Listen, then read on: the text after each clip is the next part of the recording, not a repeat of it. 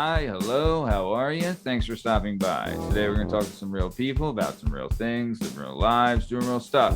This is the Working Perspectives Podcast. I'm Matt Lavelle, accompanied by Justin Richardson, and our guest today is the one, the only, Chris Mastrolia. Justin, how are we feeling, my man? I'm feeling good. You're feeling good, looking good. All right. This is the Working Perspectives Podcast. You can find all our content on all podcast platforms and YouTube at Working Perspectives Podcast. You can join us on Instagram at Working Perspectives Podcast and follow us on the Twitter and the TikTok at Working P Pod. If you'd like to be a guest on the show, then just email us at workingperspectives@gmail.com. All right, let's get this thing started. Let's go. It's our objective to be effective by voicing societies. Working perspective, exploring your day and how you get paid. Launching a new episode every Tuesday. Your day can transform while we inform with new episodes available on every platform. So check out our vibe and how we get live. Then do us a solid. Share and subscribe. We're just sharing. We're just sharing. We're just sharing. Working perspectives.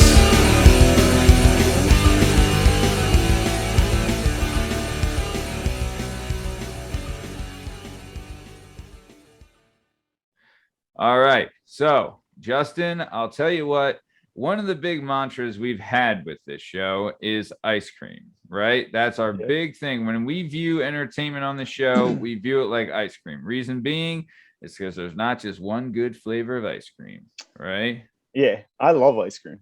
I love it as well. And I love entertainment.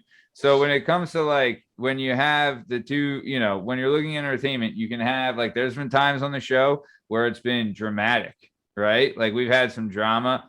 Obviously, I'm hilarious, right? So we've had some funny on the show, but then also like we've had some interesting and we've had some even like heroic moments when we're talking with like, you know, Marine Recon and Navy SEAL guys and Marines, right? So, and like even like we've had, you know, we had a police chief on here, all that crazy stuff talking about and, you know, inspirational as well. But we've also delved into the realm of professional. So today's guest is a very, very important guest. He's the assistant vice president of his company, and he is a boss in every sense of the word. So I'm excited to bring him on. I've known this guy for several years, right? So here's a little tidbit for you. Give me a little tidbit there. So I never worked in an office. Well, I've never worked in a legit one. I worked in a tax office that was shut down by the FBI for some reasons. But it was so like I've been bartending my whole life, right? And I was bartending my whole life, and then I met my wife, right? And my wife was like, "Look, I want to, you know." If you want to do this thing for real, you got to get a for real job with a 401k and a health insurance. Health and benefits. Like, yeah. And a job where you're not out till 2:00 in the morning. Exactly. Yeah. Like, so we can, and she also said this thing that I had no idea it existed. PTO. Do you know about PTO? I have PTO. Oh, babe. I have a ton of it. Oh, babe. I got so much. I had no idea what PTO was prior to working in an office. It is the greatest thing that's ever been. It really is. My favorite is just sending an email, be like, I'm not coming in today. And if they ask why you just go, it's my personal time off.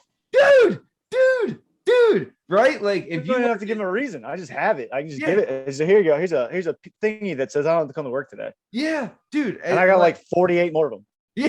Yeah. It's like, hey, I could do the same thing tomorrow if I wanted to. Yeah, keep it up. I'll do it every Friday. Dude, that's the thing. If you work in the restaurant industry or in the server industry, right? No. If you don't work, you don't get paid, right? That's just how it is. There's no paid time off, right? So I had never known of this like PTO thing. So my wife's like, well, you take PTO, we'll go on a vacation. And I'm like, whoa. What? Back it up. I need to make some money. She's like, you'll be paid time off, PTO, you moron. Right. So So either way, I started this office, right? This is a legit office in a legit company, right? And I'm coming from a server background. So I'll tell you, you go in there with a chip on your shoulder because after working like the restaurant industry for a while, you see a ton of office people that come in. And I'll tell you this, a lot of people in the restaurant industry are very envious of the rest of the office industry Oh yeah. because like they get to sit down at work. Oh, dude. Oh yeah. How many times have you been working like on your feet and you're like, God, I just want to, sit the hell down, right? Like I've worked outside for a living. I just wanted a bathroom at times. yeah, how about it, man? Maybe a vending machine. I remember the first time, like just like sitting in my work bathroom, like vaping and being like, you know what? I might hate coming here every morning, but I get paid to poop and smoke. yeah, definitely has its perks. But so I'm in the office as coming from a server background, right?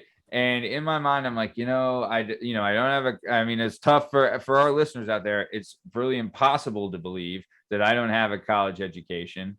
I know, blown away, right? But so I'm in the office. My whole thought was you can't work in an office if you don't have a college degree. That's not true. No. Right.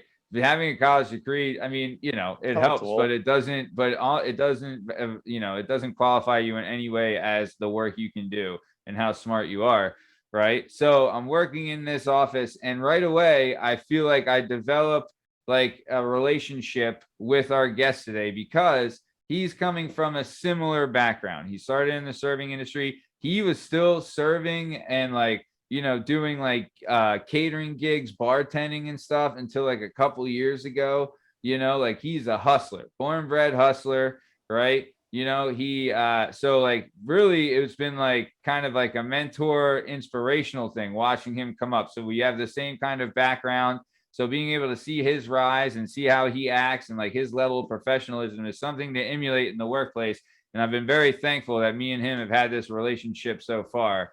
And honestly, I was tickled pink when he said he would come on the show because it just adds another flavor of ice cream.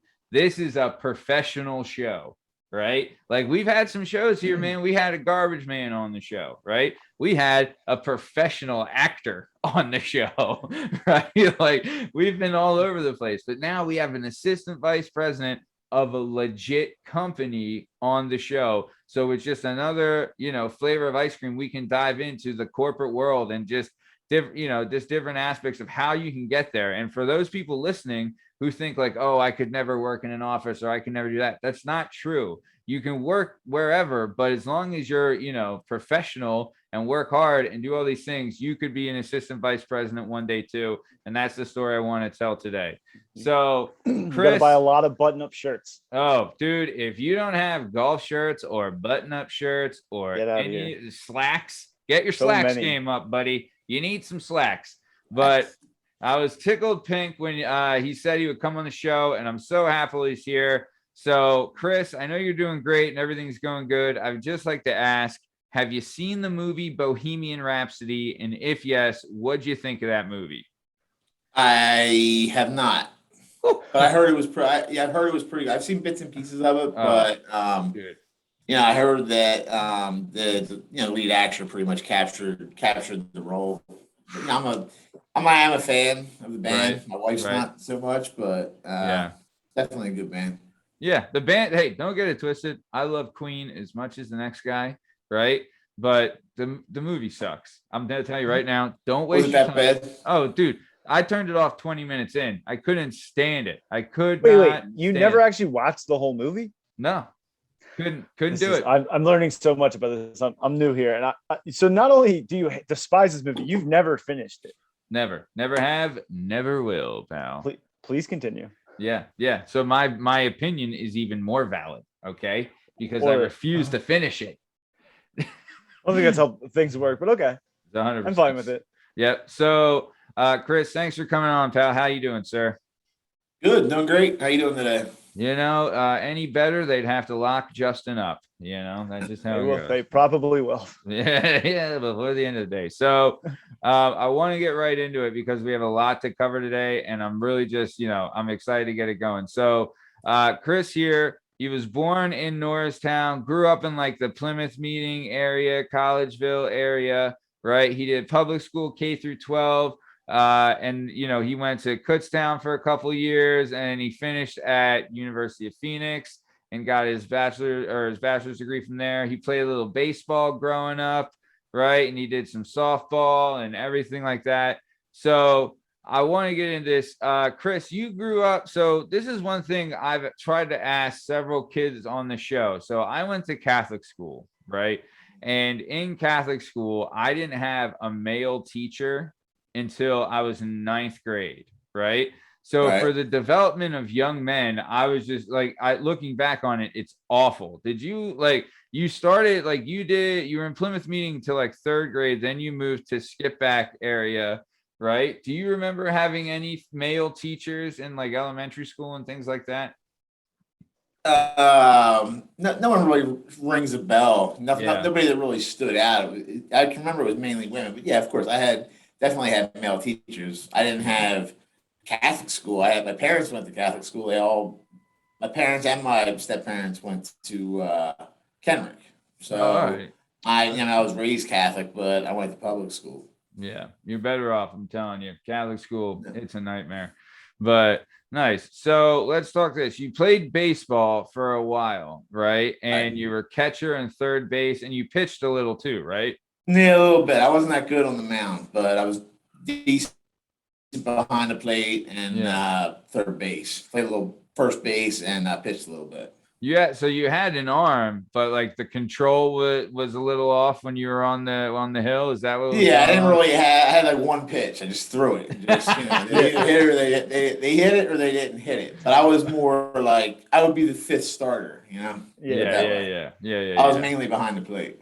Hey man, dude, I love when I played baseball. Dude, catcher was the best, right? If you're like, to be honest, like baseball is a fun game to play, but you got to be in the action, right? If you're not like catching or somewhere where like I don't know, I just was never like I have a buddy who was like center field, loved playing the outfield, and he was super fast, and more power to him.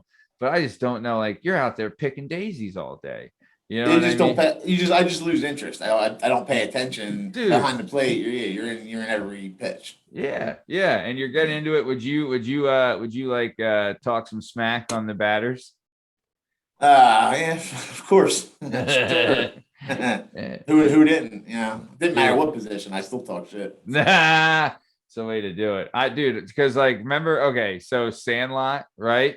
So when Sandlot came out, dude, that was like I remember I was like 8 when Sandlot came out, right? So I was in like, dude, and like the Phillies, it was like 93 was like the 93 Phillies were just after that. So baseball was like everything at that age. I wanted to be Pete Incaviglia more than anything else, Yeah, Inky. That was like Croc and Inky and all them guys, right? Oh yeah, man. And Dalton. Yeah, Dutch, Wild Thing, Jim Eisenreich, Mickey Morandini, the whole crew.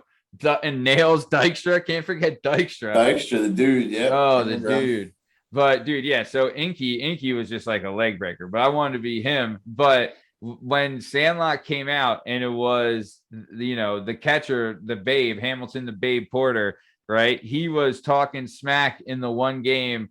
It was the coolest thing ever. So every game after that, I was just, I would quote him, you know what I mean? Like your shoes untied, or like, is that your sister naked and left? Truth be told, I know what movie you're talking about, but I never watched it. You ever seen Sandlot? I've never seen Sandlot, but I know exactly what you're talking about. Look, you ever seen?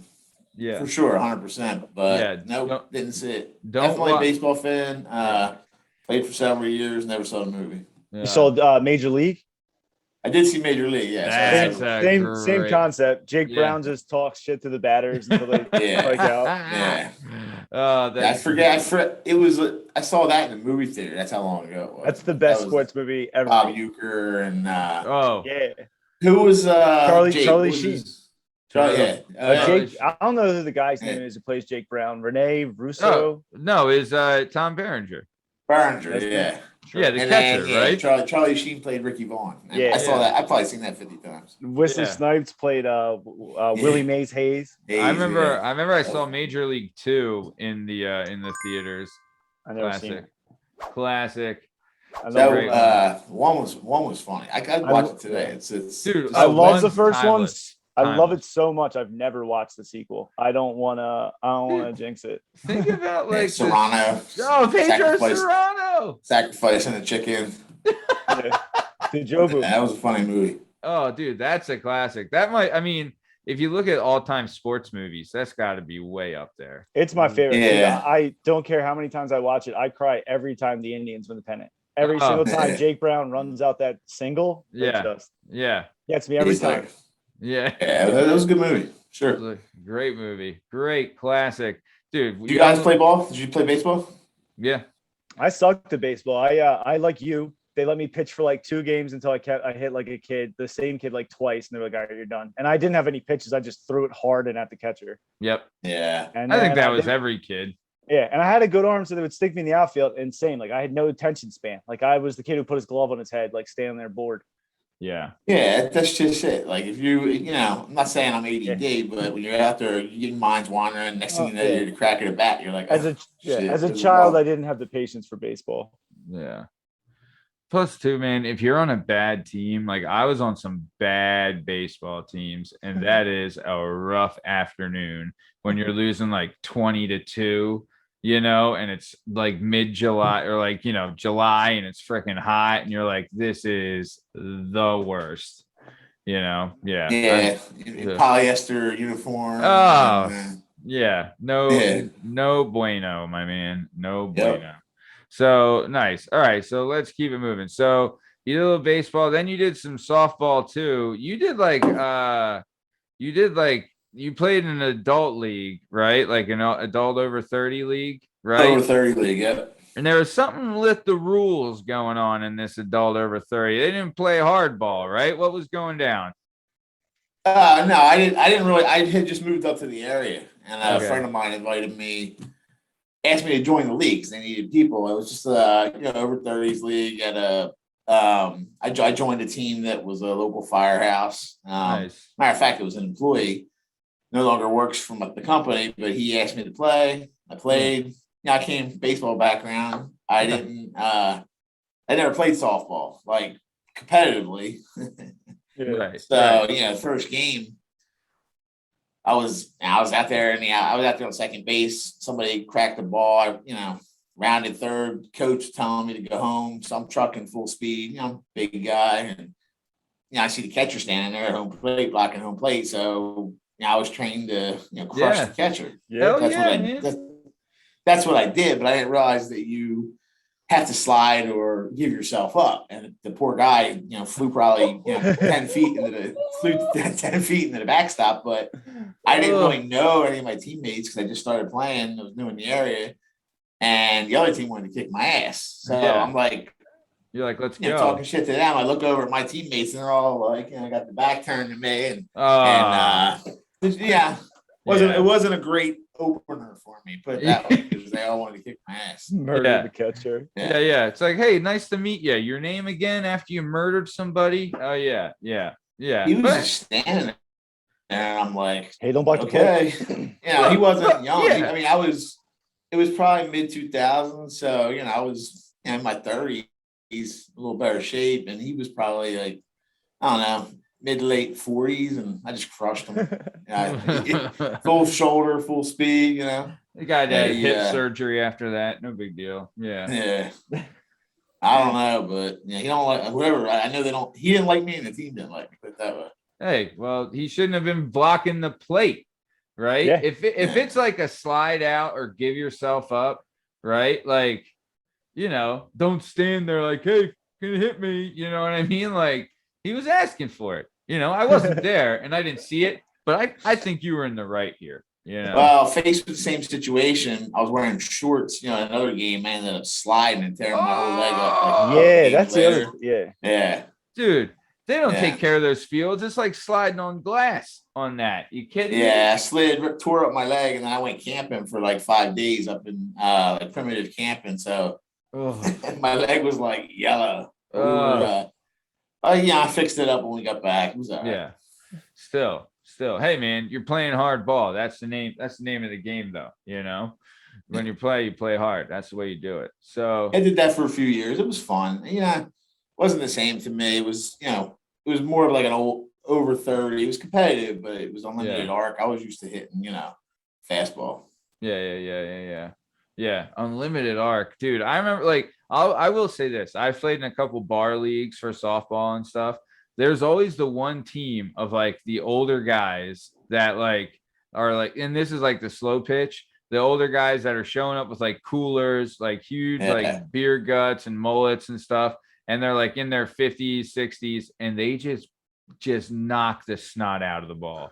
Like, and no one beats them. They just crush dingers and suck down cold ones. And they're just, they beat every team. Every league has one of those. We had about 10 teams, and there was one team that was like that. It was just a local bar that had a bunch of murderers, and they were using like, the triple wall mic and bat. So when they hit it, it's like, if it hits you, it's going to, knock you out. But then everybody brought coolers, drank before the game, after the game, during the game.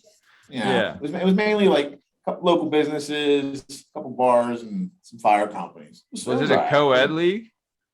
No women, no. Oh, see, that's the one thing I always like. The co-ed league, they have the rules like, so, okay, say for instance, you walk a guy, right? And there's a woman up next. She automatically goes to first base, right? Nah, wasn't like that. Because no women in this league. Yeah, because think about it strategically, right? Say if you had 2 outs left, you have John Kruk up, and the next person's Cindy Crawford. You're walking Crucky to get to Crawford. You know what I mean? So, I don't know, man. Softball now, these girls are, dude, killing it. True. I wouldn't want to face some of these, women's like these college teams. No way. Dude, going like 70, 80 miles an hour. Yeah, if they're legit, then for sure. But if it's like, if it's, Tony's girlfriend that doesn't even know the rules, then it's a different story, But there's been some, like, I know there's a buddy of ours at work that he plays in like a fast pitch softball league now. And they had like a ringer that they brought in was a girl that pitched at Villanova. And he's like, dude, no one touches her, men or women. No one's hitting that. And I'm like, no one's hitting it. Yeah. Dude. My niece is really good. My niece and I guess his cousin was like fourth. So a third cousin, his daughter, fourth cousin. They're both basically play the same team, and they made it pretty far this year. And my niece is, believe it or not, she's like really good at basketball and softball. She's really tall for her age, so she like towers over people and she just crushes the ball. I think she's probably got a few, at least playing in college is in front of her at this point, maybe possibly more. So we'll see. Yeah, dude, that's awesome. That's one of those things where it's like I relate to like for when I wrestled right in high school, you can go to college for free and you could go to the Olympics. And I mean, now they have the UFC, which is an option. But as far as like making money wrestling, it really wasn't there. I feel it's the same for like women's softball, right? Like, because if you're a good enough women's basketball player, you're going to school for free. You can go to the WNBA, right? Like, and you can strive for that. But if you're like a legit women's softball star, you can go to school for free, and they have like Texas is good and Florida, like they have good women's teams. But then if, you can go to the Olympics, but there's no pros, you know? So it's pretty like, much at that point. So I think that, he's just, my brother's just having sort of actively involved in sports, keep her out of trouble and, obviously way to do it. Yeah. Stay in shape, maybe get a scholarship out of it. So that'd be nice. That would be nice. I'm already training my daughter. She's going to be the Olympics 2032. She's going to be the next Dominic Mucciano. How old is she now? 2, probably. She'll be 2 in November. But time's flying. Yeah, we had her in the pool the other day. Some Olympic scouts talked by. No big deal. So okay. So let's keep it moving. So you, like we said, you started in PW, which Plymouth White Marsh, for those people that are not from the Philadelphia area, all our out-of-state listeners. Thank you. We love you. But you left there in 3rd grade. You went to Skip Back. What high school did you end up graduating from? Burke Inland Valley. Perk Valley. Oh yeah, you said that. Oh yeah, Perk Valley, home of the Vikings, right? Perkins Valley Vikings. Yep. Know them. All righty. It was So, when I graduated, though. It was. I mean, it's nothing. Then to now is no comparison. I mean, there was maybe 800 people in the whole school, and it was 5 grades, 8 through 12. Now it's, I think, 9 through 12, and the school is huge. There's a ton of kids up there. yeah. The sports are way better now. They got a good program. Nice. When I was there, it was relatively small. They were still kind of developing that area. But I graduated in '90. That's 30 years ago. Yeah, yeah, yeah. But and like they have like now, right? They do like there's a lot more like homes and developments and stuff out that way that they're really building up because they're still building. Yeah, it's a still beautiful area. There's it's just you gotta we work the same place, but you gotta drive. You get more for your money out here. It's a great, beautiful area, but then you got to commute. It's a longer commute to work, and they're not stopping the building, so it's just getting worse and worse every year. Yeah. Plus, too, it's like you're not. I mean, I know for me, I know I live in the city, and I live like when I lived in Lansdale. Lansdale isn't a city, but it's like a city atmosphere. Like homes close together, shops nearby. Like you could walk to anything. There's public trans, like all of that. Where you're out there, you're kind of I wouldn't say in the boons, but you're out there where it's like, it's not an easy walk to go get something. And what I mean? Like depending where you're at, it's like everything's a little more spaced out. But pretty much, yeah. I mean, it's not that bad anymore, but it's still, you're not walking down the road to get groceries or something like that. Like I'm familiar with Lansdale. Like my dad, I don't know, how long did you live there? I lived there for like I guess we'll say like 20 years. My dad, before he passed, he used to work at DeVoe's Music. If you know where that's at. Hell yeah, on Main Street. It's right across from where the old McDonald's was. Yep. Hell yeah. Wait, was he an instructor there? What did he teach? He was a musician, really. He was a lifelong musician, and his background was playing music, but then he also, had advanced degrees in education. So he actually used to teach. He was a teacher at Norristown High. Oh. But that didn't last long. So he played music and then ended up working there, fixing instruments, mainly for North Penn, and then used, their space to took the teaching to teach them how to play saxophone. So yeah, he was a lifelong musician. Whoa, that's awesome, man. Dude, that I'll tell you what, too, back in the day, like the early 90s, saxophone was the gimmick. Kenny G was the hottest guy in town, right? Everyone was rocking the saxophone. That was the way to go. He was like I said, he was very good. He was well educated.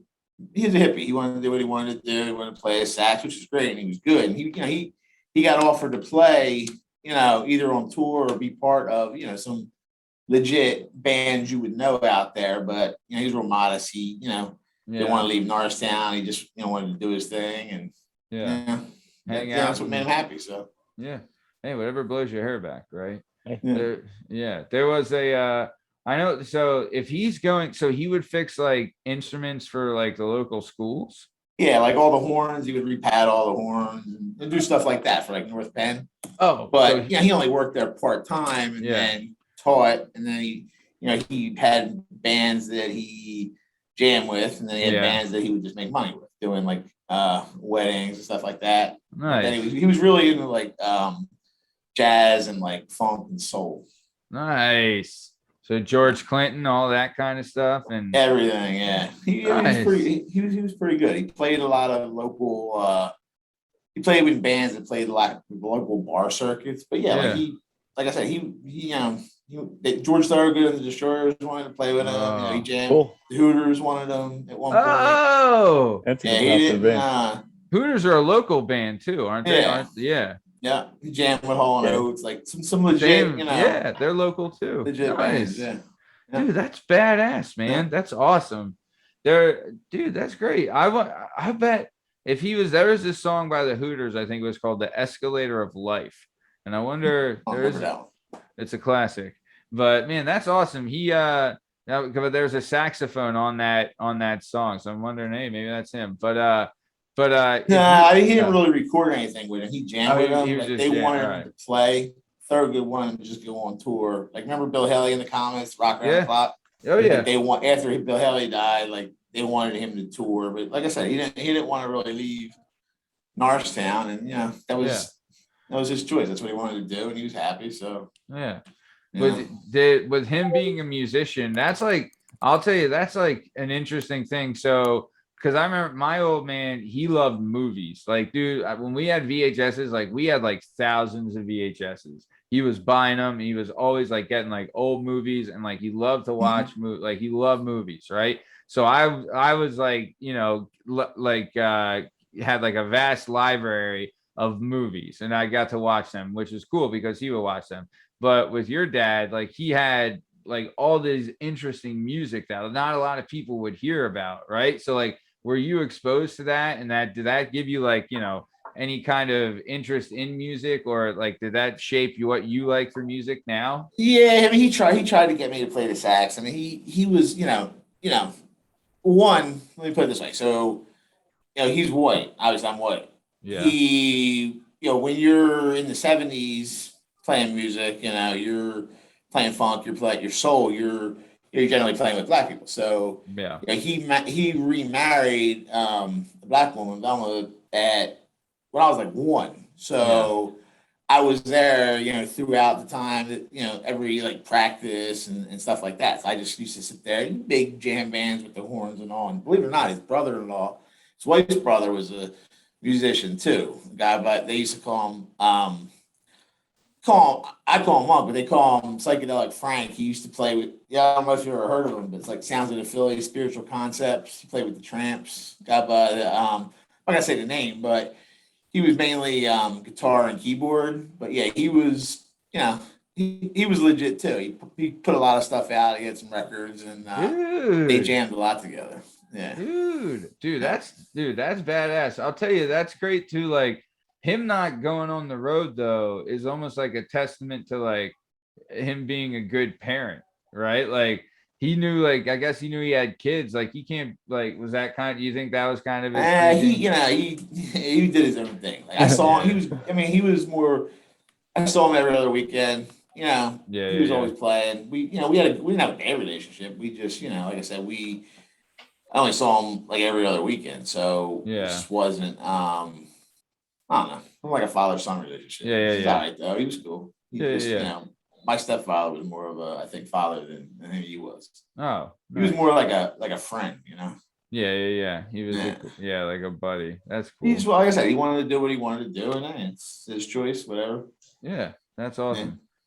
Yeah, good for him. Nice, man. Good. Hey, sorry, I'll tell you, we don't give dads a lot of.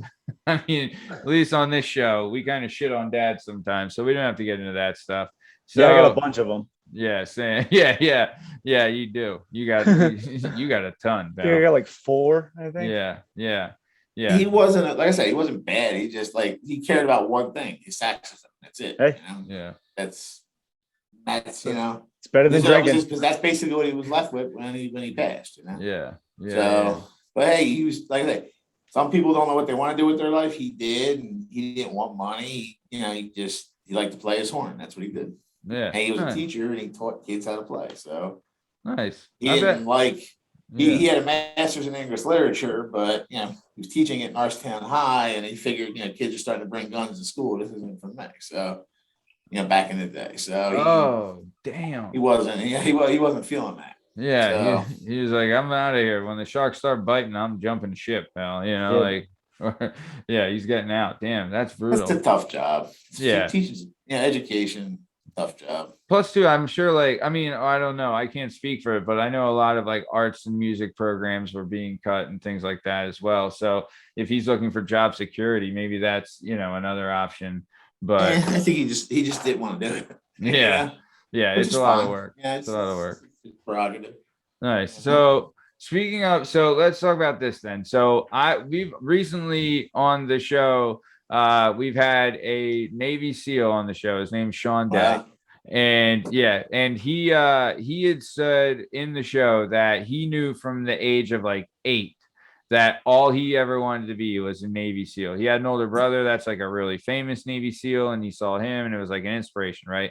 And I've even said like I'm extremely, extremely jealous of like anyone that has that knows exactly, like, because I don't know, right, who what I want and everything like that, but someone that knows what they want and like they're relentless towards that goal. I'm extremely, extremely jealous of someone that has that vision and has that, Right, has at that age. Yeah, yeah. especially at that age. Yeah, I mean, it's not, military wasn't for me.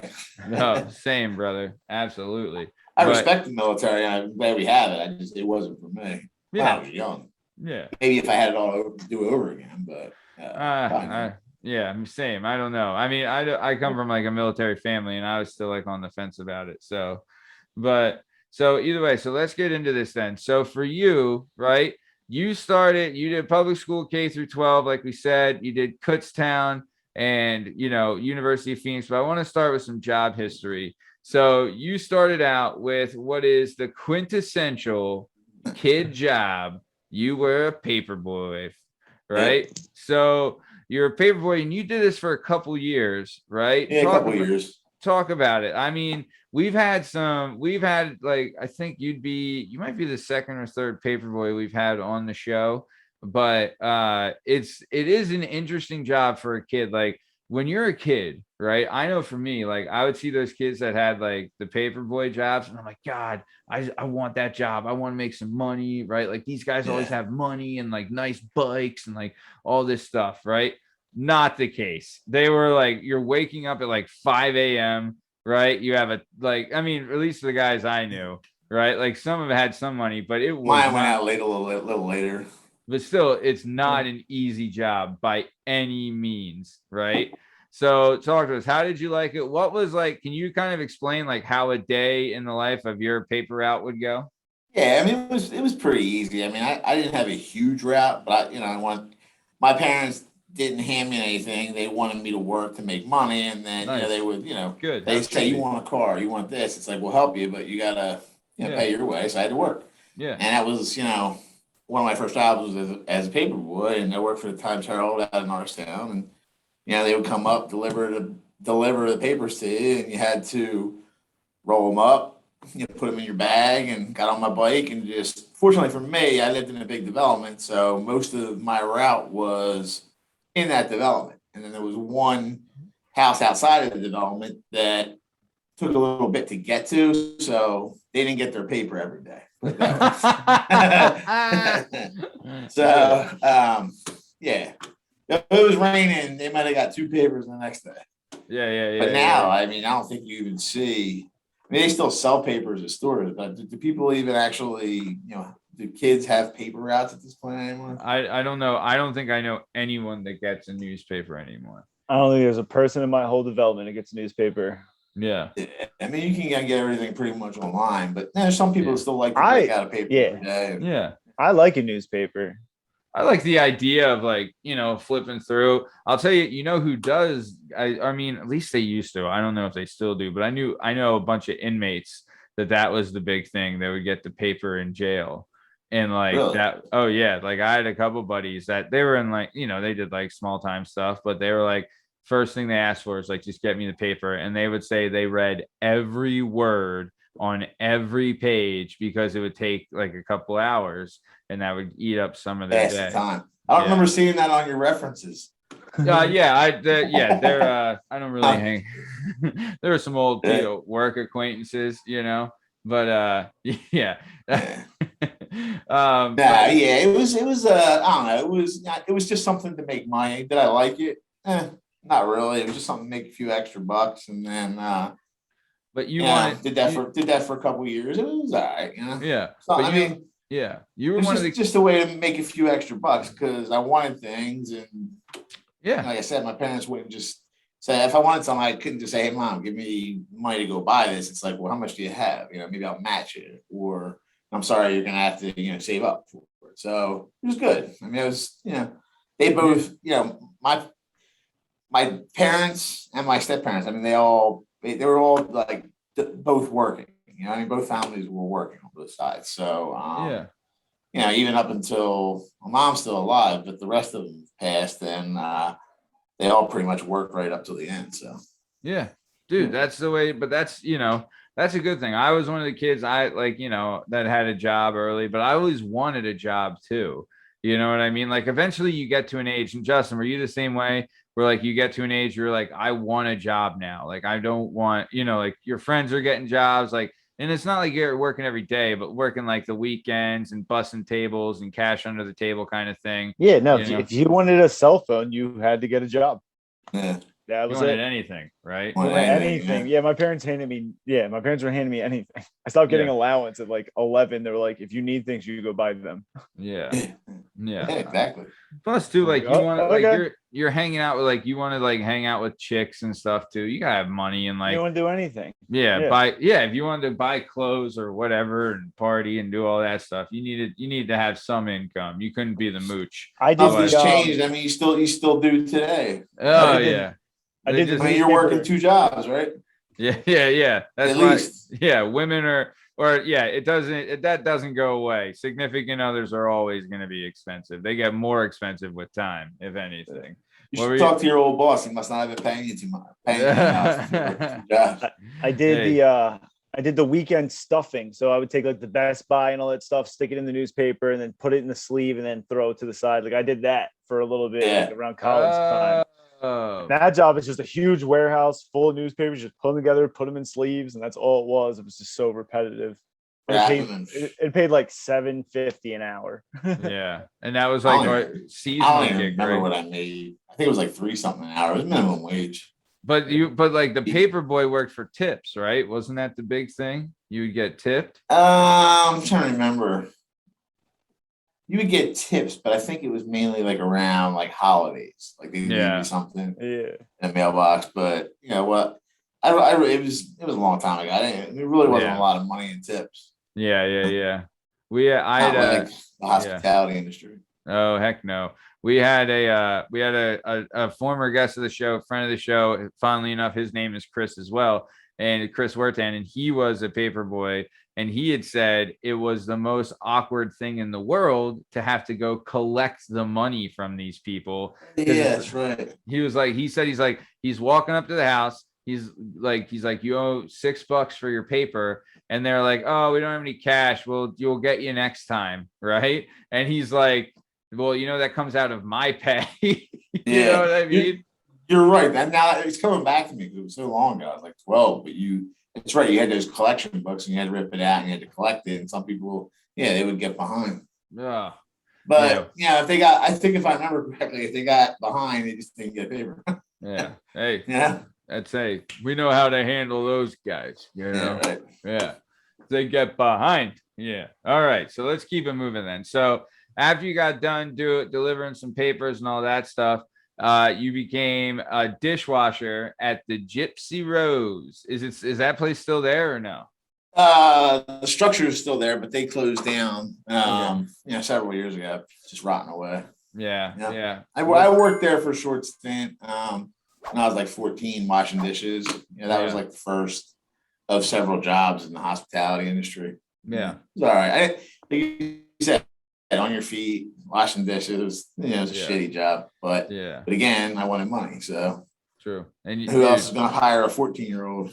That is the truth. They are always looking for young, cheap labor in those hospitality. And like, dude, you run into some characters in like the gentleman I was just speaking about that got the newspaper. They're all people I've met in the hospitality industry. You run into some characters. Yeah, you sure do. Yeah. And like, and at that age, like you're like 15, I remember the first restaurant I worked at, I was 12, right? And I was dishwashing, bussing tables, same thing. My mom was a waitress there. That's how I got the job, right? And like, dude, you're talking like there's older guys there that you think are cool, and they're telling you about like chicks and like all this stuff, and they're saying stuff, and you're like, bro, yeah, man, totally. Oh yeah, dude, yeah. Like you have no idea. Yeah. You're completely full of shit. You're just acting like, yeah, dude, I know that. Yeah, I know what all that stuff is. Yeah, come on, I know what the Z's are, dude. Yeah, and it's just like,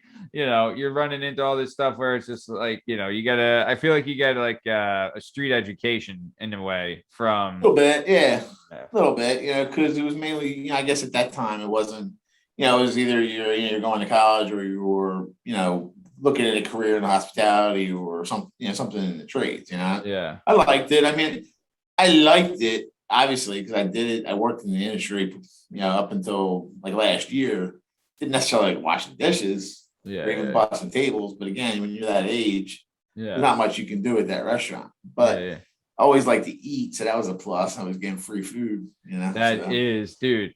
That is a plus. I remember the first place I worked at was an Italian spot, and it was a nice Italian spot, right? But I remember I'd be like, dude, they actually put lemon in their waters, dude, and like thinking that was like so high class, and they would give like bread at dinner, give you a little color. Yeah. But now let me ask you this: when you bartend, you probably don't give anybody a lemon, right? Probably just throw some ice in there and some water, and here you go. Unless they ask for it, and I'm like, shut. Like, dude, it like the bar I work at. If you're asking for fruit in your drink and you're a dude, you're not gonna last long there. Tell you that right now. They're gonna butcher you. Be like, what do you need? A strawberry? Where's your cocktail? I don't even balance my. I just drink a little ice, a little like whiskey or vodka. That's why I just sip that stuff. Hey man, that's how the pros do it, brother. Sipping with some ice, pal. That's the way to go. I wish we were doing this in person. You could have a drink. I could have a drink. I could have given you a couple, pal. Had I known. We've only ever done one in-person interview thus far on the show, and it was at the Henzo Gracie PA Academy. Episode available now on all podcast platforms and YouTube at Working Perspectives Podcast. But yeah, it was there was no booze involved then because we did it at like 8 a.m. Oh yeah. A little early, right? Yeah, a little early. But so nice. So let's keep it moving. So you're a dishwasher there, then you became a busser at now. This is a spot I know, Justin, you've probably driven by it, right? This is where like Ridge and Skipback meet, right? Is that where is this? Where Germantown and Ridge Pike meet. At the bridge there in Collegeville. It just flooded out again like 2 weeks ago.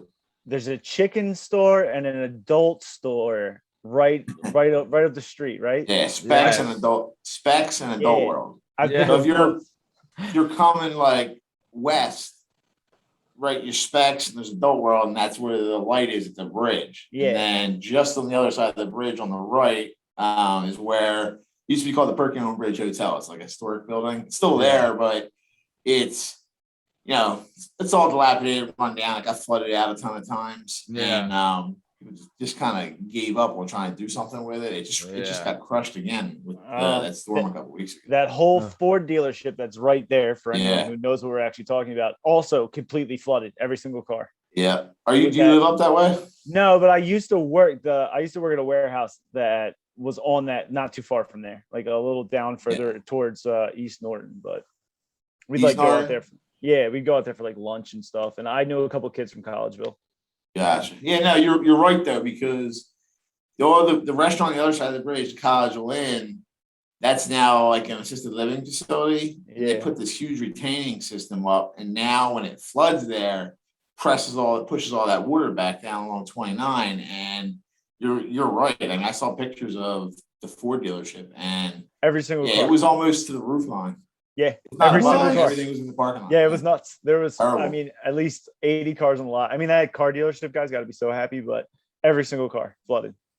Yeah, I mean, I learned this at my job studying for my P&C license. But to get flood is its own separate insurance. So that guy could have liability, he could have casualty, he could have all that. Yeah. But if he doesn't have flood insurance, then sorry, bud. I'd say probably don't have it because of the history there. That spot floods out all the time. Like that restaurant flooded out tons of times. Yeah. And then the last 2 times, really bad because, like I said, they put this retaining system up and it just presses everything back. There was another bar up there, the Duck Inn, that just got leveled, and that was easily 20 foot above the Perkins Creek. Yeah, it was a new bar that they just dumped a lot of money into. It was pretty hopping, and all their stuff was outside when I passed the other day. So Damn. yep. Dude, that's plus there's a lot of houses that sit down low along that Perkiomen Creek that got annihilated. Because like I said, I grew. That's where I went to school. I went to PV. It was right on 29, so I grew up in that skip back collegial area. Yeah. Beautiful area. I'll tell you. Yeah. I remember for years there was like I would see Sonic commercials for years, right? Sonic commercials are on everything, and I'm like, what is this fucking place? Like, there was nowhere around where I lived that Sonic. I don't even think there was a Sonic in the city, because Checkers would have forced them out. You know? I only know of one. Dude, that's the only one I ever heard of. Was like someone said it was in Collegeville. I was like, well, I gotta go. I gotta see what this thing's about. That's just good advertising. I saw it enough where they forced me to have to go. You know? They just closed. Yeah, it's up a little further, like Upper Providence, almost like Limerick. Yeah, they just closed that one down. I mean, you know, Sonic. I think I've only ever been one time. I'm not gonna lie. It was. I was never there. Yeah, it's, you know, the whole gimmick's just driving up. It's not great, but you know. So okay, so Justin. So specs in an adult world, right? I was thinking this when researching the show, and I had seen that those were near the Perkiomen Bridge Hotel, like that intersection. Yeah. And I would love if those two places were owned by the same guy, because that guy would have it right. You know, if they were connected. Yeah. All, did you ever eat at Specs? Specs, fantastic chicken. Oh, Specs, really banging. Yeah, like it's like 5 times better than KFC. Like they have all those kind of sides, but then it's what do they call it? Broiled or not broiled? Roasted chicken, banging. I go there all the time. Cool. I've eaten there hungover many a time, and it has cured quite an illness. Really? Yeah. Banging. It's an old school shop. Now it hasn't changed. It still looks the same as it did years ago. It's been far back as I can remember. Yeah, they do roasted chicken, and they do some sides and all, but they're known for their roasted chicken. It's packed all the time. It's really good. Boiled and roasted. Is that like they boil it? It's like it's like almost like a flash fry. It's like a pressure fry thing. I've never done it, but yeah, he's right. It's really good. It's way better, in my opinion. It's way better than just going and buying a bucket of fried chicken. Oh my God, so much better. Yeah.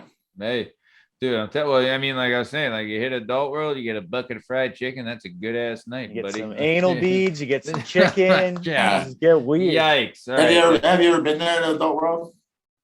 So we used to, as kids, always scream "Dad" anytime we drove by the one in Montgomeryville. Just like stick your head and go, "Dad!" Yeah, that's right. That one. that one was big. So the one, I mean, we can go to a quick tangent about adult world. We don't go too much into it. But the one in Montgomeryville used to have booths. And at one time I see my buddy coming, like when I was an adult, coming out of the back. And I was like, "What's in the back?" And they're like, "Oh, you didn't know they had booths in there?" I was like, "No, I didn't know they had booths in there. That's disgusting." I've been in the one in Collegeville, not to buy things, but I worked at that Domino's Pizza. I used to deliver pizzas over there. So you walk in there and it's like, it's like a little retail shop, sold toys and a bunch of weird videos stuff. And stuff like but that. But they're 24 hours though, right? Yeah. Oh, I don't remember. It's like open till like 2 or something. Yeah, they're open. It's open late. I remember. Yeah. At least the one. I never went there shopping. Yeah. I've been in there for sure. Yeah. I've never, same. I've delivered pizzas there as well. That's the only time I was there. So, all right. So let's keep it. So I do want to say this. So you're a busser at the Perkiomen Bridge Hotel. What? Because I remember, and we talked about this during the pre-show. Is Justin? Do you remember the Tremont Hotel that used to be in Lansdale? That was like, it was on Main and Broad Street, right at the corner. Yeah, it had that like window overhang thing. Correct, and it was there's a Rite Aid. Yeah, there's a Rite Aid there now. Right, like I remember the day they tore it down. Like I watched it. It was awesome. They smashed it to smithereens. It was so cool to watch. But that place had like a 5-star French chef at one point. It was like when the mob ran Lansdale, that place was like the tops of the tops. Right, like you're like a beautiful, like, you know, just like a beautiful like 5-star place to stay. Really great stuff. Right. But was the Perkiomen Bridge Hotel like that, Chris, or what are we looking at? Was it more of like Is it kind of like a Joseph Ambler insinuation, or what do we do? It was when I worked there.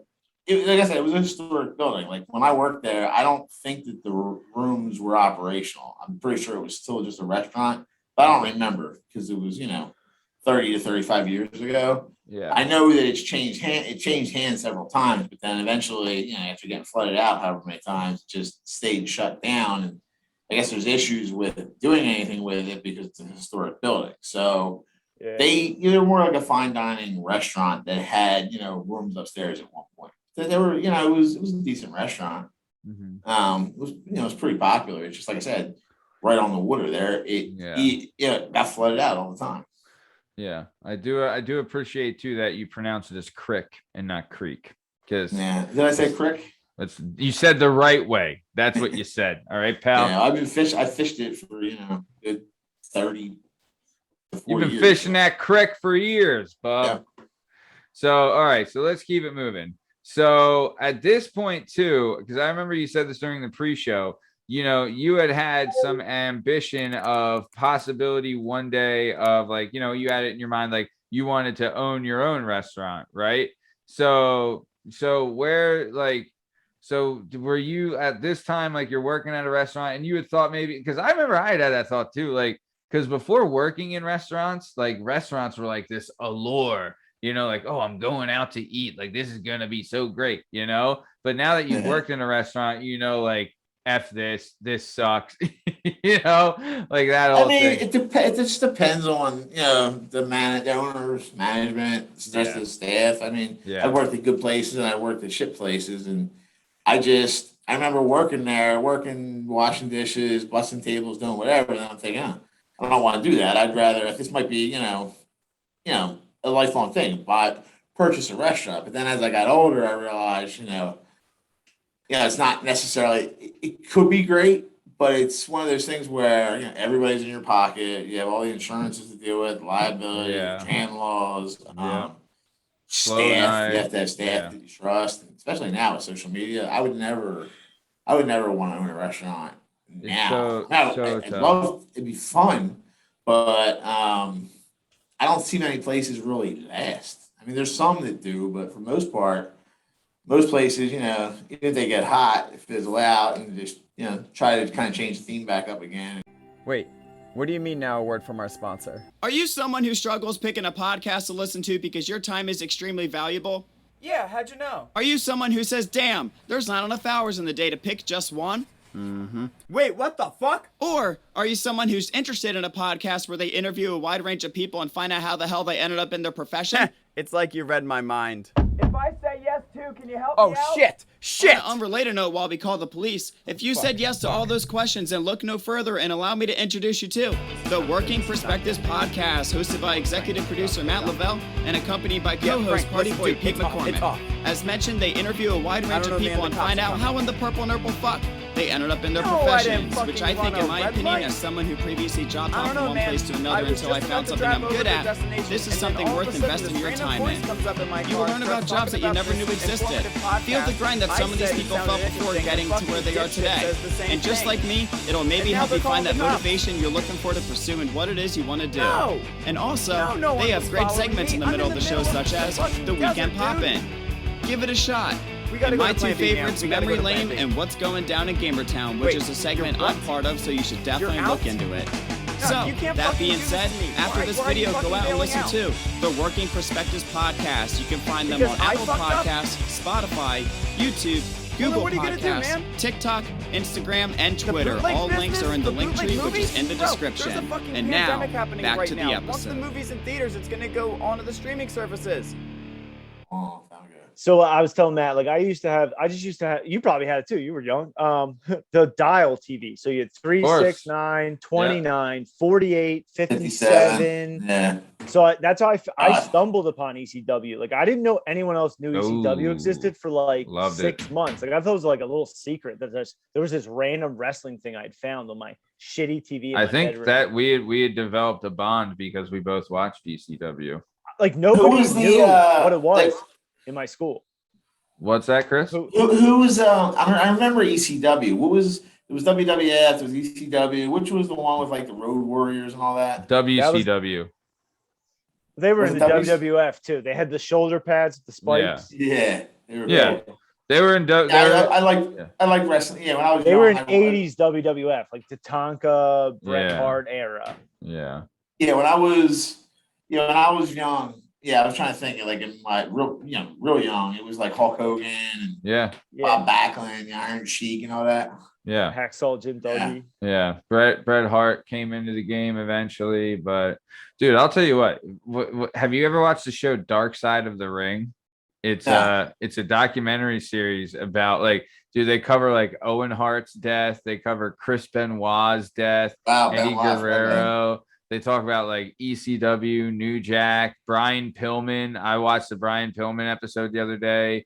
Crazy. Like the Yeah. stuff, dude, wrestling is like a fascinating industry because Oh, yeah. it's a bunch of carnies just thinking of fun shit and going out and wrestling and like making, dude, millions, mega bucks, like in the Vinnie Mac's in the billions, you know. Yeah. And the new But company, New Jack probably never made over $60,000 in a year. Dude, I doubt he made that much. But Did you ever do you did like MMA and all that, like training and all that? Did you ever do wrestling?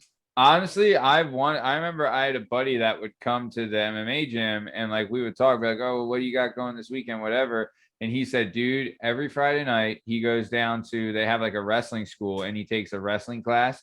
And he said, it's the funnest thing ever. Cause like, you know, like they're training you and it's like a workout and stuff.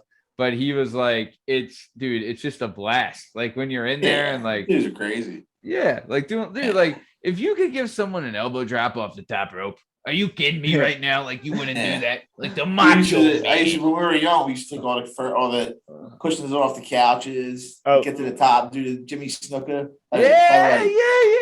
Like that ring. One of my employees got that for me. Hold it up a little. Raise higher. it up.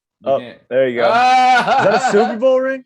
It's fantasy championship. Hell ring. yeah. I got that. I got mine right here. Hold on. Yeah. No, it's not fantasy. It's a replica 2008 World Series ring. Jimmy. Yeah. Oh, I should go. That was a great team. Yeah, that was an awesome team. I should go get mine. I have the Eagles Super Bowl ring replica. Oh, you do? Oh yeah. I need one of them. I'm used to bring it into the office. I wore this for a week. What's that? How old are you? I mean, I know how old you are, Matt. I'm 30. I'm 36. Yeah, so you're about 13 years, aren't you? I was born in 85. 85? Yeah, but I live in Plymouth Meeting now. I grew up in North Wales, North Penn, lived in Norristown on Halls Avenue down in the hood. Okay, I know where Halls is. Somebody got stabbed on my block while I lived there. Somebody got shot as soon as I left. It's like right by, it's on the same street Papa Guido's is on. Yeah. It's at the bottom of Papa Guido's. Right across from Sunoco. What were you gonna ask him, Chris? I moved from Norristown, but my family still stayed down there. My brothers and my dad was still down there, so I was down there all the time. But yeah, Halls Avenue, it's like right there on the borderline of West North. It's almost not even Norristown. But yeah, Papa Guido's pizza shop right across the street. Yeah, that was wild. Good. If you're they sell alcohol until 1 a.m. and you can buy a $2 bottle of beer. So like, you know, that's what it was. It was mainly people there buying, 40s blunts, and then you could get like, they would have these pizza roll things, like little personal strombolis. Those Jones weren't bad, yo. Were they good? They were all right. Like their pizza. I know that area real well. That was my old stomping ground. Alfredo's is the best breakfast in all of Norristown.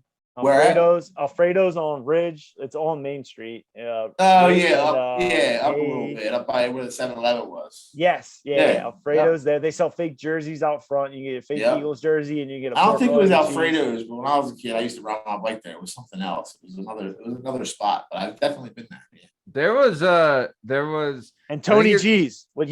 Last place. Tony G's, what used to be Frank's on the corner of Egypt and Main Street. Yep. That's the best bar in all of Norristown, yeah. Yeah, that's Keith Gallo. Yeah, it's Keith's spot. I knew that place. I used to go there when I was 21. We lived there. My wife worked there. Dude, I wonder if you look a little familiar. Dude, I lived in that bar for about 3 to 4 years. From like 2004, 2006 to like 2009. I like lived in that bar. Like I drank there. The last time she worked there was probably right around mid 2000s. But yeah, she would work there. She was a bartender. But you know how it goes. A lot of times bartenders bounce around from place to place. But yeah. Frank passed away, obviously. Yeah. Keith runs it now. But they used to have Anthony's over in Bridgeport too. But Frank's, when I was 21, like we lived there in the upstairs. Remember, you look through the hole. There used to be like a hole in the floor. You could look down below. But we used to the other bathroom. That's a great spot.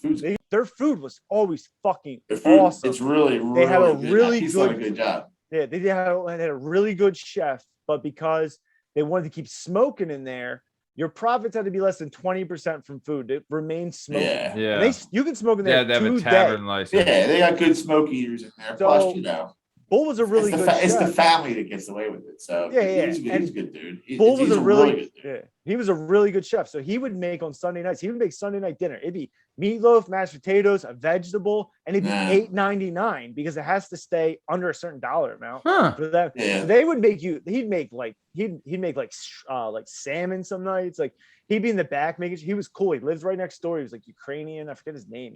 They did a great chef. They knocked out the building next door and now it's a parking lot. Yeah. Yeah, now it's a parking lot. That just came in like a couple years ago. That was the problem. They didn't really have any parking. There was nowhere to park, and you used to park in at 7-Eleven. Yeah, they used to park at 7-Eleven, and then they closed all that up too. So I try to go there when I'm down that way once in a while. They have good wings, good chicken sandwiches. Yeah, real good wings, real good cheesesteaks. I love that place. Yep. What is there? So isn't there a place called like King Fried Chicken? Right.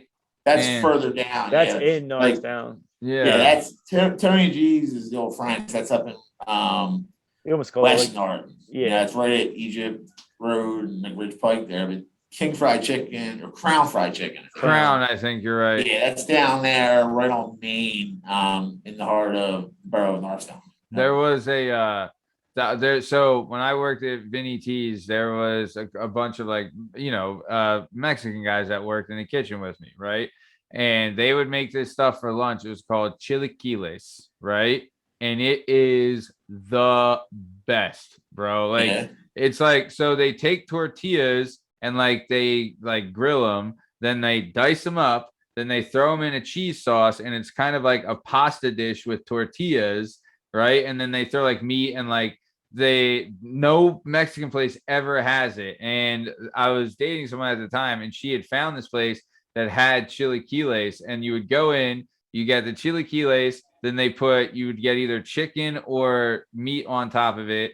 Then you could get an egg, and then it would be like a red salsa or green salsa. And bro, that sounds good. It sounds good. You haven't been home yet, right? I haven't eaten dinner yet. Oh man, did dinner come with this podcast? Oh, dude, I would love to do that.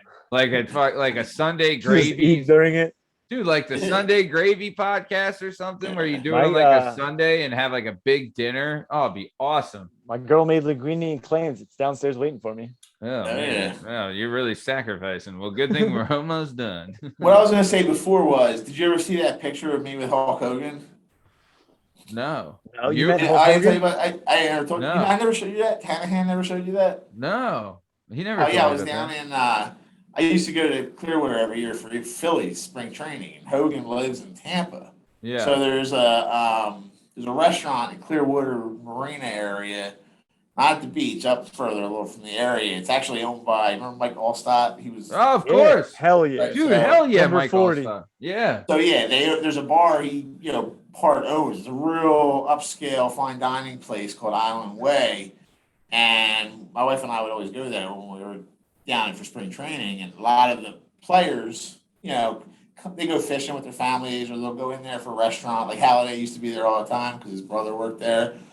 But I was sitting there getting ready to leave. My wife's like, "Oh, let's have one more drink." I sit down at the bar, and bartender's like, "Hey, Hulk Hogan just walked by," and I was like, I looked, and I was like, "Oh shit!" I'll show you the pictures because my wife goes over to him, and she's like, I swear, she's like, "Excuse me, Mr. Hulk," right? She said it just like that. She's like, "Excuse me, Mr. Hulk." And he's like, "Yeah." What's up, brother? he was talking just like that, right? He's still a pretty big dude. He was there with his girlfriend. And he's like, would you mind?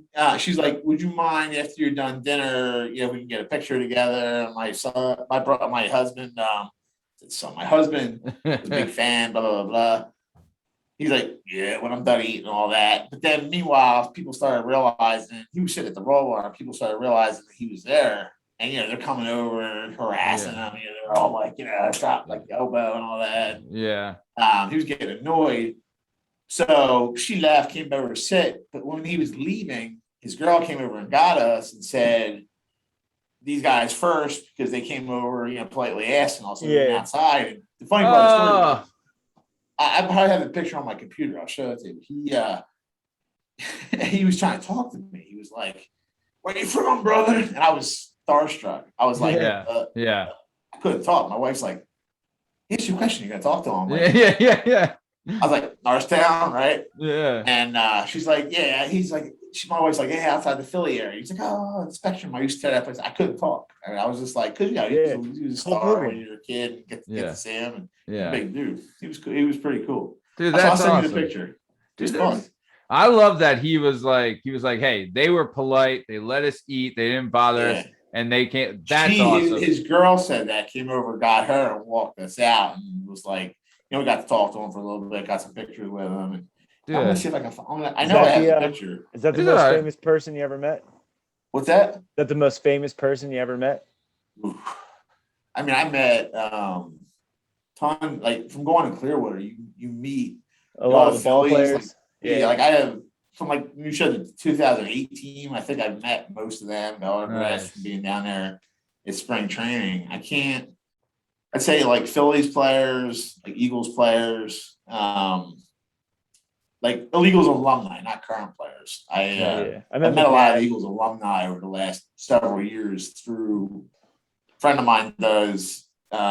He's on a board for an organization. They not going to take too much time, but they give dogs, like service dogs, to PTSD veterans. Cool. And the director of that worked for she worked for the Eagles and the NFL, and her role was to work with the players who wanted to give back that didn't know how. So he's the other guy I was going to have you work with to come on this show. He's a real estate broker, but he does a lot. He does events with them, but also like member appreciation. Yeah, at the country club he belongs to. So I've met in the last couple of years. Like I met Trotter, Westbrook. I've been hanging with Mamula. We hung out with my brother was Oklahoma and Mamula in the parking lot at a local establishment down there at Oaks. Hollis Thomas. My brother was messing with Hollis. Hollis told me straight out, he's like, that boy's gonna get hurt. You should see my brother is 400 pounds, and when you see Hollis next to him, you'll be like, holy shit, that's a big dude. Dude, Hollis Thomas was a monster. Yeah, but Trot was cool. Yeah, Axeman was really cool. Dude. Westbrook, he was kind of like just there because he had to be, and then he was just like polite. Yeah, it's the same experience I had. Who's the most famous person you met, Justin? So it would just be Eagles. Like I went to, so my buddy DJ'd Ike Reese's 35th birthday party. And he's like, I need to bring somebody to help me carry crates for records. He didn't really need somebody, but he's like, you want to come to Ike Reese's fifth? So I got Ike's good. Yeah, Ike's awesome. I met Trotter. He was the man. Westbrook, I had Reebok pumps on. Pumps. Westbrook is by himself, like in the corner drinking wine. And I come up to the bar to order something. I tried to like leave him alone, and he saw my shoes. And he was like, "Oh, you got pumps on? Can I pump them?" And he pumped my pumps up, all excited. So I tell my buddy who's a DJ about this. He's like, "Oh, ask him if he'll like talk to me or something, right?" So Westbrook's walking away, and I tap Westbrook on the shoulder. I'm a little tipsy. I met Maxine Giles, who's the man. I met Sheldon Brown. Sheldon's awesome. I tap Westbrook on the shoulder, like, "Hey, we talked earlier. Come say hello to my buddy." That's like all I was gonna do. Tap him. He like ignores me. I like tap him again. Yeah, he was. Yeah, he turned. He wasn't really. He's not really into the like fans. I know, and I was a little like overboard by that point because I was just like so jacked on. This is the first time I met like anybody. Yeah. And he's like, dude, don't tap me on the shoulder. Yeah. Like, no, Brian Westbrook hates me. Yeah. I'm like, take the Miracle of Meadowlands. Yeah. I was like, I ruined it. Yeah, I mean, he was a great player, but yeah, like Trot was cool. He would just talk bullshit, get pictures with. Yeah, Max Gingal. I remember Hollis because we were at a party and he was just walking around with a big bottle of scotch. Johnny Walker Scotch. He actually sat like a handle. He stole my freaking table. But what am I gonna do? I was like, I had all my stuff there, and he sat. He set up shop with his crew right at the table. I was looking at him. I was like, "Yep, we got to find a table." You're like, I guess this is his table now because we're not moving him. He was a monster. Really? Yeah. Matter of fact, just last week, I was supposed to go. Boston Scott has like a business down there in Collegeville. He just opened, and remember Mighty Mouse? Yeah. Or Mighty, whatever they call him, McMillan. Yeah. I don't really know him that well, but he's affiliated with that foundation. I was supposed to go with my buddy down. They were doing like a tasting, like bourbon and some kind of barbecue, but I ended up having to go to a fantasy football draft. So that would have been a pretty cool event. But Mamula is cool. But my best friend is like pretty much really good friends, Gossip Mamula, like all the time now. So dude, he's a cool dude. I remember when I had season tickets, we would when we were losing a game and people are frustrated. We would start the Mike Mamula chant. We would just be like, Mike Mamula, Mike Mamula, Mike Mamula, Mike. He was a cool dude. He was. I mean, a lot of people think he was a bust. I think he was still, solid player. I don't know about that high in the draft, but overall, I think he was still a solid player. He was on that BC team that ended that Notre Dame run with Lou Holtz. Wow, yeah. That was like, what, late 90s, right? Mid-late 90s? I will never forgive him for that. That was in I think it was like the early 90s. You can send it later. So the most famous person I've ever met is Morgan Freeman. But, really? Yeah. He's good. He's a great actor. Dude, so I was bartending at this place called Vinny T's in Wayne, or in at Ardmore. It's not there anymore. And I think it was like Father's Day or I think it might have been Father's Day. And he comes into the restaurant, right? Because I think he was meeting with someone to like shoot a movie in that area. So we had like, there was like, dude, like I met Bernard Hopkins and bought his dinner there. I was starstruck when I met him. Dude, like there's a bunch. The executioner, like they're like John LeClaire, Patti LaBelle, M. Night Shyamalan, like they would all come into this restaurant. So everyone knew, like, look, if someone famous comes in, Charles Barkley would come in, but like if someone famous comes in, don't pester them, let them eat. If we can go up, we'll go up as like, if you can go say hi later, but go together. Everyone say hi at once. Don't let them do their thing, and then after that. Yeah, I met LeClaire too. I was at a Phillies game. He's a Red Sox fan. Yeah, and we were actually sitting right in like great seats in the heart of like the Red Sox section. It was Al Morganti, John LeClaire, Chris Terrian, and I'll never forget. My brother and I were down there, and we were sitting right behind him. And we were like annoying him to the point where like, how did you guys get these tickets? Right? He asked LeClaire, he's not even a hockey fan, but he asked LeClaire for an autograph because his boss at the time was a fan. And LeClaire went to sign it. He's like, I don't want no autograph, no analyst. He like literally. And we were having my brother and I were having a pig roast like 2 weeks from then. We were trying to get him to plug it on 610. Dude, LeClaire. Dude, I'll say this. Would you agree, Chris? LeClaire, he's not the tallest guy, but he had shoulders like a damn ox. He was pretty thick. Yeah. Needless to say, they left. All three of them left. They went somewhere else. They probably in a box somewhere. But we were. They were that sick of you? Yeah, they were really sick of us. We were Phillies fans, right? Like seriously, I don't even remember where he got the tickets, but it was all Red Sox fans around us over on like the third base side, like baseline. Or actually infield on the Red Sox side. I asked my brother this question one time, like, who's the most famous person you ever met? He goes, one time in Vegas, I get on an elevator, and it's from the show Everybody Loves Raymond, his brother, the guy with the deep voice. Oh, yeah. And I was like, oh, what was that like? And he goes, I got on the elevator. I went, hey, are you that guy? And he went, yeah, I'm that guy. And that was it. I was like, oh, you actually sound just like him. I don't remember his name, but Robert. I don't know his name either. Brad, maybe. Brad. You're right. And, Yeah. Brad. but I was like, that's it. He's like, yeah, that's the only person I've ever met. Dude, when so Morgan Freeman's at the restaurant, right? He's there, and so he eats his dinner, and we have him kind of in an area where like you can't really see him unless you know he's there. So after he's done eating, we like grow up as a group, like a couple people, and there was this one kid in the group who was kind of like he's like a stunad, right? So we're walking up, and everyone's just like, "Hey, Mr. Freeman, you're a huge fan," and like. This is kind of like it was before like smartphone camera phones. Like you could have a camera phone, but everyone was just like, tickled to meet him. So everyone's like, dude, huge fan, love your work. You're a brilliant actor, like all these things, right? And the one Stunad kid says, yeah, I loved you in A Time to Kill, right? And he was like, that wasn't me. That was Samuel Jackson. Jackson, right? I was like, everyone was his big like, thing was what, Shawshank Redemption? Yeah. Oh, yeah. Oh, yeah. He was Morgan Freeman was Shawshank, Glory. He's been in a ton of dude. He's Morgan Freeman. He's the man. I don't think I've met a lot. I met comedian. I met like Robin Williams. He was at an event like past. He was at a wedding I did.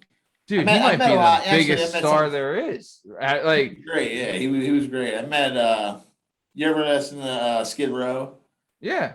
Yeah. So Scotty Hill, the lead guitar player, I met him at he was at a wedding. I was bartending. I was kept looking at him and I know your face from somewhere, and he told me. I was like, I thought so. So yeah, I hung out with him for a little bit because my wife used to like them. But yeah, dude, down to size, man. Yeah. They still play. I mean, they're not obviously as big as they used to be, but that's a rough life. Like I wouldn't say washed up, but like the still living the glory days kind of 80s rocker. Yeah, man, that's tough. I mean, I gotta laugh though when you were talking about wrestling. Like, I can't remember if it was ECW or what. But you remember the Dudley Brothers? Oh, hell yeah! So my good friend of mine, I'm not mentioning any names, but him and a bunch of other guys when they're younger, they ended up getting into it with like the Dudley Brothers. Like they ended up getting into like a brawl with like a bunch of wrestlers in an event down there in like the country area. I thought it was funny. Like if you Google it, you'll read about it and shit. But yeah, like people were getting smacked with like chairs and shit. Yeah, I swear. He's a little older than you guys. He's my age, but he's from that country area, and he went to like PW. So yeah, those guys. Yeah, I always make fun of them. Dude, there's a famous tag team in WWE called the Head Shrinkers, right? And it's one of them is Roman Reigns' dad, and the other, like, they're cousins with The Rock. They're part of this like famous family called the Owahi family, which like The Rock is in, Roman Reigns, the Usos, Yokozuna, Rikishi, like they're all members of this family, right? So there's one of the guys in the Headbangers. I think his name's Sika, right? And he is like if you ask anybody, he's the toughest wrestler. And like Hulk Hogan's there, everyone. So Ric Flair is telling the story one time that they're in Japan, right? And they're at this bar, and the bar's on like a second. Oh, woo! So they're at this bar on the second floor, and like they're hanging out, they're drinking, doing their thing, and a basketball team comes in, right, and goes over to the wrestlers and starts like talking shit, and they're like, "Oh, wrestlers, a bunch of fake." And Flair's like, he's like, "Hey man, like cut it out. We're just trying to have a good time." And the basketball players are still going in. I'm like, "Oh yeah, you're having a good time. You see your stuff's fake, like all this stuff." And Flair was like, "Dude, honestly, we're just like, hey, just cut it out. Like we're all hanging out." And eventually, Sika apparently he beats, like he smacks this guy in the head, knocks him out, and throws him out of the second floor window. Apparently he knows. Yeah, I mean, think about it. I mean, they're just like anybody else, Yeah, dude, and like after a while, it's like you don't want to be bothered. And, dude, imagine that era of like, have you ever watched like early 90s WWE, right? Yeah. Before the steroids trial, bro, if you're seeing like British Bulldog, Barbarian, Hulk Hogan, Macho Man, like all of these guys, they're Lex, Undertaker. Oh, Lex Luger, Lex Luger, Mr. I was 20. I was born in 72. So yeah, late 80s, early 90s is when I was, late 80s probably is when I was really watching him. I used to go see it. Scott Steiner was the biggest man I've ever seen in my whole life. Steiner? Scott Steiner? Yeah, he's been got Goldberg. I actually went in like the late 90s to like 97, 98 down to the Spectrum. I saw like Goldberg. Oh, during the Monday Night Wars. Nice. I used to do that all the time, like spear people. Oh, Yeah. dude, the bet, dude. It's the move. There's the I don't know how many times I've given someone the stunner, but like a fake stunner, you know? My older brother used to do that to me all the time. Dude, isn't it like the best? Crack like the beers, drink them. Yeah. The 3D from the Dudley Boys. Me and my buddy would always get drunk and we'd like head nod each other. He would pick them up and I would just run over. The 3D was fantastic. Oh, Google the Dudley brothers like in like the country area back. I will look that up. Yeah, I've done a lot of drinking at You'll get a laugh. Nice. So all right, so let's do this. So I mean, we did some bird walking, but that was all good shit. So we'll probably end up keeping it. But I do want to get into this, Chris. So like we've talked about, you worked at the restaurant, you had some other jobs. We'll skip over them. You've done catering until recently. You did catering and bartending and things like that. So, but I want to talk about the job you have now and let people know of like the climb that you had. So you started at your current company 20 years ago, right? Yep. February was 20 years. Yep. Yeah. So, and the first 3 years, right, you were in a role where you were doing like, you came in as a technician, right? But then in the role that you did. So this is one thing that I think we say a lot on this show, at least I do, is that complaining the most and doing the least doesn't get you a raise or a promotion, right? Yeah. It's the work, right? So you're in here as a technician, but you saw a need and you filled the need. You saw that like, hey, these surveys are surveys that weren't being done. And you're like, look, let me just start doing these and become the master of these, right? So eventually you saw these surveys need to be done and you took it upon yourself, even though it wasn't in your specific job qualifications or your job, you know, your current things that you were supposed to do, your requirements. You saw these surveys and you're like, hey, let me jump on this. And, you know, that opened up a role for you in underwriting, right? So talk about like I think a lot of people, I think personally, the insurance industry is fascinating. Like everything that you can insure, the different rules that go along with it, like we were talking earlier, like flood insurance, you know, it's its own thing. Like people wouldn't even know that, right? Like there's all these different little intricacies, and underwriting is a big part of the insurance industry that doesn't get talked about enough. So kind of like talk about like what was your role in underwriting when you first started and how did you like it there and what were things like there? Yeah, so I came into I worked in the hospitality industry, but I also, I had been going to college. I was going to college at the time. Let's just say certain things happened to where I left after my sophomore year. Yeah. I still wanted to go back. Yeah. Took a break, got a job, working, got my current job through a temp service, and I ended up getting them to pay for the rest of my degree, but I was hungry and I wanted to keep moving up through the company. And nice. I believe it or not, I was hired because of my restaurant background, because we were doing a lot of inspections for a property carrier that insured a lot of restaurants. I had some college, the guy at the time took a chance on me.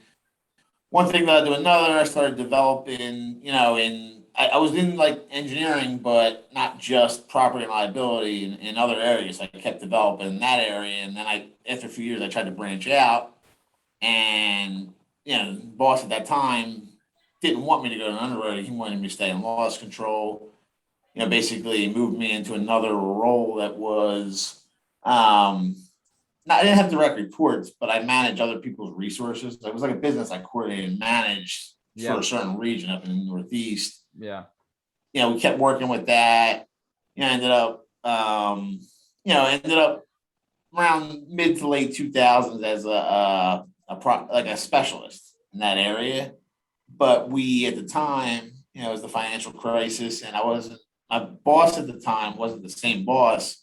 I had been working for somebody else out of our corporate office, and he wasn't sure if he was going to have a job for me. So I reverted back to my original role, worked for somebody else for a few years, ended up, moving up to supervise that unit, took on, additional units over the years, and ended up at one point having, within the department, I had 4 different business units, about 35 people, 14 direct.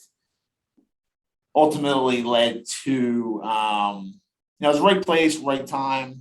Had a reputation for getting things done. Got, pulled in we had a consolidation of resources and a restructuring, and I ended up, moving into a, higher level role, which, is still, I get to focus a lot more on, I head up a, division where I get to focus a lot more on strategy. Now, like my directs, I have less directs all in management that I work with them to focus on tactical. And, all the while, up until I got that role, I still work, part-time doing the catering, bartending part-time. And just finally gave that up last year. Yeah. Probably still be doing it if, the owner's son had taken over, because I made a lot of money, but the owner's son had taken over. He was just, Okay, well, we've come to the top of time, and I'd like to thank Chris Mastrolia, our guest, and my co-host, Justin Richardson, for another rousing episode of the Working Perspectives podcast. You can find all our stuff and all our content on all podcast platforms and YouTube at Working Perspectives Podcast. You can hang out with us on Instagram at Working Perspectives Podcast and join us on the Twitter and the TikTok at Working P Pod. If you'd like to be a guest on the show, then do us a favor and email us at workperspectives@gmail.com. All right. Well, thanks for listening. Stick around for the ad read. Thanks. See you.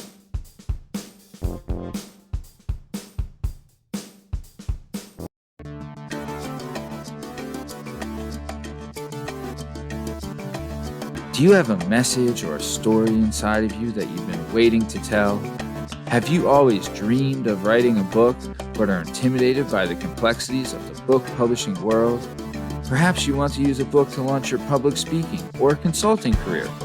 If so, please reach out to Scott and Bell Publishing, located right here in beautiful Philadelphia, Pennsylvania.